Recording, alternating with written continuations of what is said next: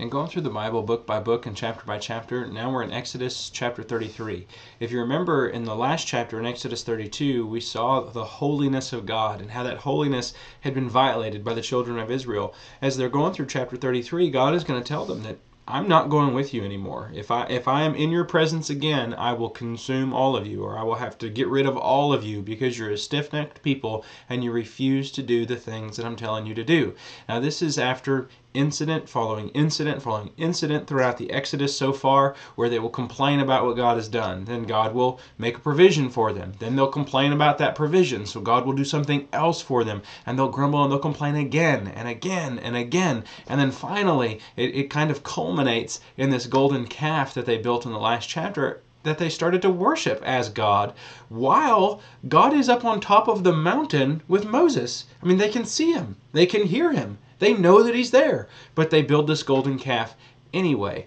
Well, you get into chapter 33, and God is now commanding them to leave Mount Sinai and to go to the land that he's promised to give to Abraham. And he says, I'm not going to go with you, but I will send an angel ahead of you who will drive out the Amorites, the Canaanites, the Hittites, the Perizzites, the Hivites, and the Jebusites. That's lots of ites, and they're all going to be driven out by God. These people at this point in time are not going to be the ones achieving their freedom or achieving this new homeland. God is going to drive these people out and give it to them.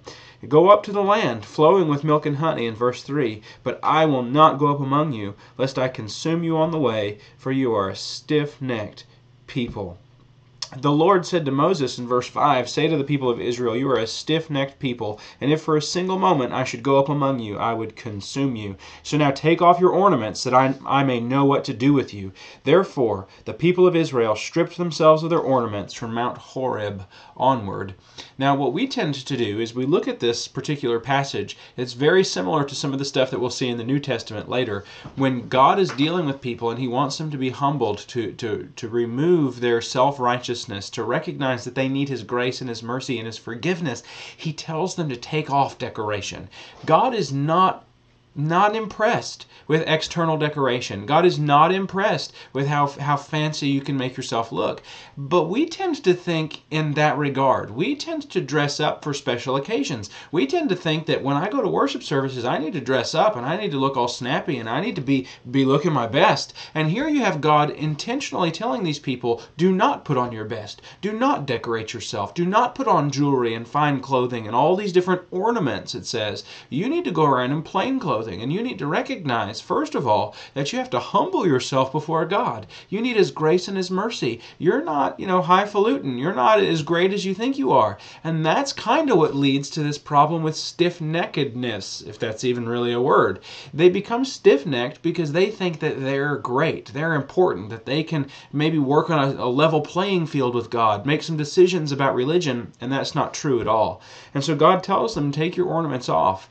Maybe we need to think about not being casual per se and approaching God in a flippant or irreverent way, but we do need to think about being subdued. We do need to think about being humble in the way that we present ourselves, in the way that we dress. Not shooting for flashy and flappy and dapper. We need to recognize that we're coming humbly before the Lord.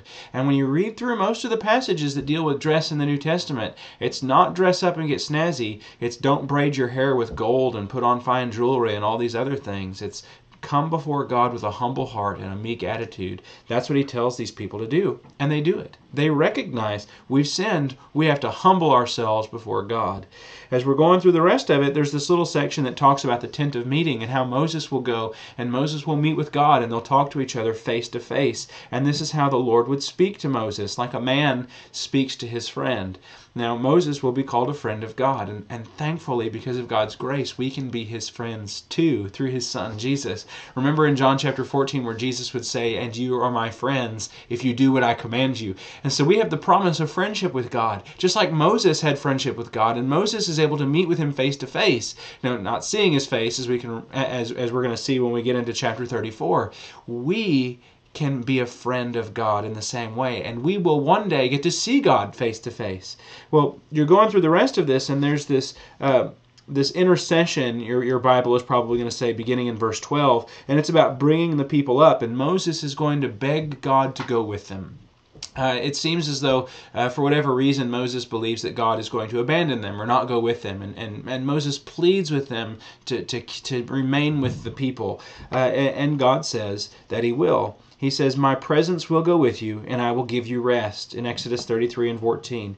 And he said, "If your presence will not go with me, do not bring us up from here." So again, you see Moses' great humility. Moses recognizes this isn't about me. This isn't about this nation. This isn't even about this fantastic tent of meeting that we have. This is about God and serving God and being with God each and every step of the way. And that's what we need to do with our lives. We need to seek to be with God, to be searching after, seeking for God each and every step of the way. And so as we go through the Old Testament in particular, strive to focus on these spiritual lessons. Figure out what we can learn from what we see to help us be better Christians today. And as we're going through the Bible, book by book and chapter by chapter, this is Exodus chapter 33.